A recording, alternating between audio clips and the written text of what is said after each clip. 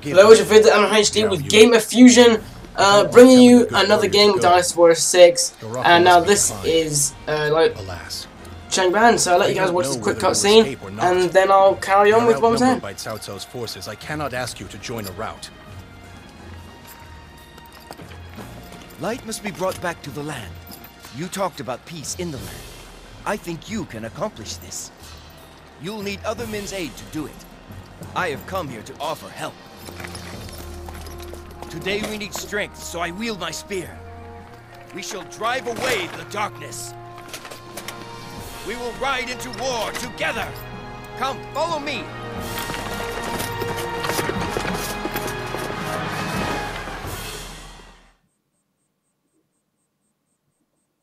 Woo, go Zhao! So yeah, the Battle of Chang. This is actually historically, this battle is amazing to learn. The history behind Zhao in Chang is phenomenal. Right, let me just go through it. They're in the village and everyone was like, obviously Liu Bei's trying to flee the area, people are joining him, so he's trying to protect them at the same time, making this a very hard job for him to leave. So as he's trying to get away, turns out that his wife and child were actually stuck in the centre of the main forces. Zhao then single-handedly, according to history, goes into there, literally goes into where the village where they were, something like that. Like where constant soldiers fighting everywhere. He actually went straight in there. Unfortunately, I think that Liu Bei's wife was actually killed. I think she was, but Zhao managed to save her. I don't know if she was killed or not, but he managed to save Liu Bei's son, who then became Liu Chan. And to be honest, he probably shouldn't have saved him because it turns out he ruined Shu. You'll understand my rage much in the future if you ever look in the encyclopedia of about the collapse of Shu. And if you ever see that, then you'll understand my rage quite heavily, especially when you're a Shu fan. Although I did actually originally, when I was younger, I actually was a big fan of Zhao. I still actually like being Zhao now, but I prefer the history behind Shu than I do actually Wu. It's quite interesting looking to how the Jin court was formed. I don't know if they're called the Jin court, but they definitely became the Jin Dynasty after in 280, 300 AD. That's probably when that started. Chang, oh man, Chang, such a good battle. Personally, this battle is a real pain if you're on your own, because if you have more than one person, you can divide and conquer, and that's how it works. But on this one, because you're on your own, you have to single-handedly go to every single peasant and go to him so that he understands to actually go back, go to see Liu Bei and get the boat with him. That's the problem. But that's not really that easy because, well, you're on your own, and then it actually takes longer to get everywhere than it did really. And sometimes you have a risk of actually them getting routed once you've actually saved them, or want someone to get with them. Like, if you notice in the map right now, there's actually a huge problem with because Liu Bei and that, because in certain battles they'll make generals weaker than they are. So like Liu Bei is actually pretty weak in this battle actually, and so are the people with him. In fact, apart from Zhang Fei, he's still a tank. Zhuge Liang's alright, but Liu Bei actually does take a lot of damage in these fights, which why you got to protect him a lot more. Which is a problem because you can't protect him because you're on your own. Yeah, it's great, isn't it? Life's good. Yeah. I still don't know what campaign to do next. I'm either going to do Guan Yu or Zhou Yu. And personally, Zhou Yu has a great story, but Guan Yu does the battle of Yellow Turban Rebellion, and that would be a great battle to show you guys because that personally I know a lot about as well. And some of the things you hear about that battle are phenomenal. You would not understand, you couldn't even begin to comprehend the numbers that were actually in these fights. And you'd be surprised from such an early civilization. These guys are here. The Yellow Turban battle was like 183 AD, I think. So yeah, nearly about 1900 years ago. Oh no, about 1900 years ago, they were fighting in such huge scales, to such complexity. It was unbelievable. And by the way, guys, if you do watch my Dynasty Warriors, you'll understand this will be more of a. I will only be just commentating, but I will also be showing you like a history side of Dynasty Warriors, because the Three Kingdoms period is amazing to learn. And they also made actually there's also a book on it as well, called I think it's by Confucius or something like that. No, it's not by Confucius, I don't know. I don't think it is actually, but called the Three Kingdoms period. That's what the game is based on, because that's how they know what happened at time here, because there's actually a book which actually stated it all. So there probably would be obviously more than one person knew about it, or obviously someone like later on in time that also knew about it. But if you guys are wondering, the reason why it was called the Three Kingdoms period, because at a certain time, I don't know which one it was, I think it was like 200 something AD, 210, 215, I don't know. Once the Three Kingdoms have been founded, Wei, Wu and Shu, each one declared himself emperor, and then obviously that came to the idea of Three Kingdom period, because usually there'd be one emperor ruling the whole land, and that'd be kingdom. So when the land is divided into three, pretty much, and each one calls himself emperor, then therefore it's Three Kingdom period. So yeah, it's a very good thing to learn in my personal opinion. I don't know if it's your type of thing, but this is something I've always played, and then I always got like intrigued and read the encyclopedia, because I like to know what happened to generals. I want to know how they lived, or how they died. In fact, Zhao Yun is actually quite sad, because for someone who is listed so highly among the army, he actually died at the age of 21 to illness, which is kind of sad, isn't it?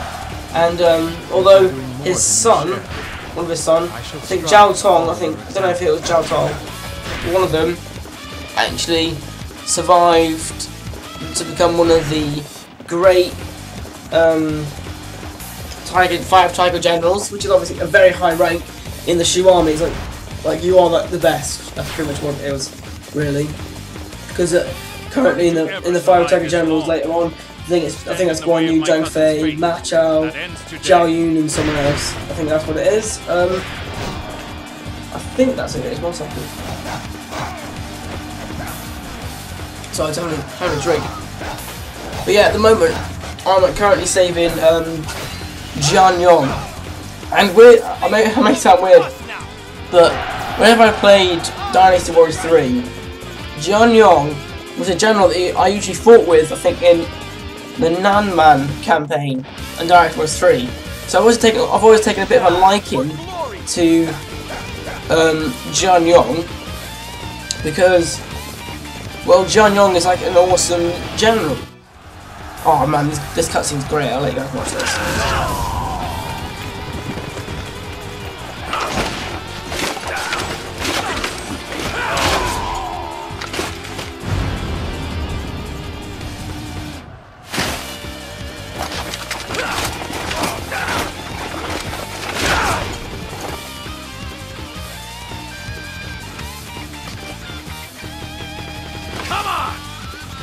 If you're in a hurry to meet your death, Chang of Yan welcomes you to taste his blade! Now that is one thing I can't believe I forgot to mention, was actually Zhang Fei. Now this is one of the things that astounds me. It is said in history that Zhang Fei personally stood in front of like 1 million soldiers. Just him on that bridge. And because there's a sight of one man, actually one man stood, to be quite honest, if you're like of 1 million soldiers, you're just going to be a pretty confident army, and then you see that one man stand against you, that is pretty unnerving in my personal opinion. I keep saying personal opinion in this video. Personal opinion. Well, I should get out of the system. But yeah, if one man stands against 1 million, that would really unnerve me personally. I mean, could you just imagine that? you'll be there.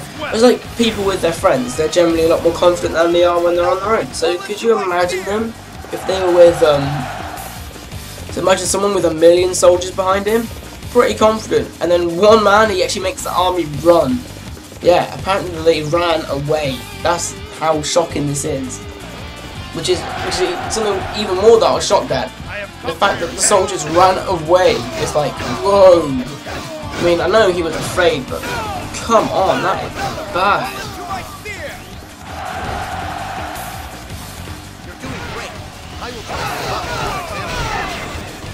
Oh, sorry, I started for quite a few seconds there.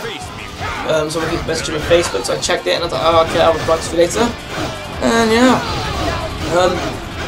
Problem with Dynasty was, in fact, Shadow Dune, I remember on Dynasty 3, was a lot harder to kill, and generals weren't so easy to find as well, because there generally was so many soldiers in the battle, and they actually showed that, and it was actually hard to kill a lot of soldiers, generally, so then that way then you couldn't really, do much. All you knew was like, right, this is the area he's on the map, but he's surrounded by men, he's constantly moving, so it was always easy to find him, so all you did in Chang Dynasty Wars 3 was just hoped. You just plain and simply hoped. My lord, enemy reinforcements are and then you just sort of went like diagonal on the map, and you bumped into Shadow Dune, you finally found him, and then somehow you accidentally bump into Zhang as well, and then you're like, oh crap, I've got to take 2 on, and that's very hard thing to do as a level 1 on Dynasty Wars 3. That's the difference between Dynasty Wars 3 and 6. On I don't know if on easy Dynasty Wars 3, you actually struggle to take down generals, and to kill a leader was unbelievably long. It's ridiculous. But the reason why I actually rushed ahead of Liu Bei here, because I wanted to secure this base, so that when the Zhao comes in as reinforcements on this fight, he comes up just above the base, above this one, and then he'll try and storm through. So if you get hold of the base before he gets there, then Liu Bei goes in the boat, and so along with the refugees, it kind of comes handy quite a bit. So that way, pretty much all you have to do is sort of hold the line, kind of. That's all you have to do. Just hold the line. Look, there's Zhao. It's actually weird another thing. We played the older game because I did less of knowledge on what things were. Zhao was originally called Cao Cao, and Dong Zhuo was actually called Dong Zhao. And stuff like little details like that. I mean, I don't know if it's sound to them but personally I think it's just they just got an understanding of it. Yeah, here, look at this. Zhao was determined to get to Liu Bei. So, one Muzu, and bang, he is gone. He is gone. Sounds like that sounds like a bloody silly banger.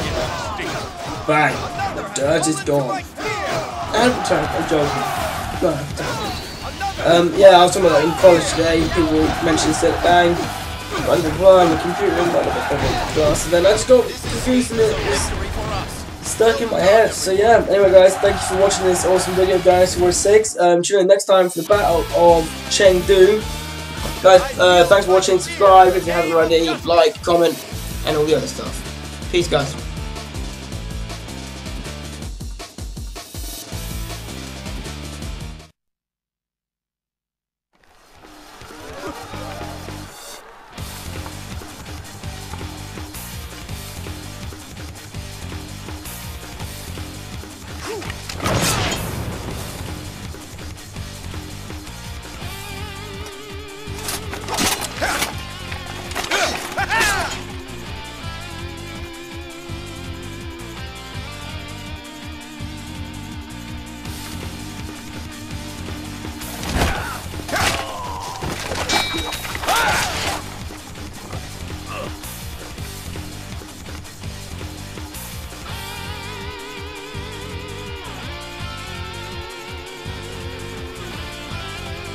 Zhao Yun, come with us.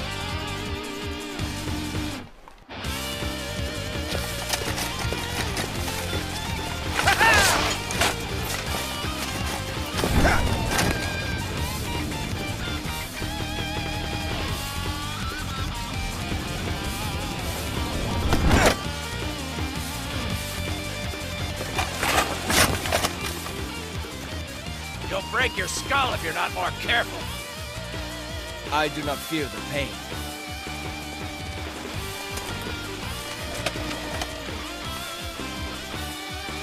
As long as I am able to stand and fight, I will advance my lord's cause.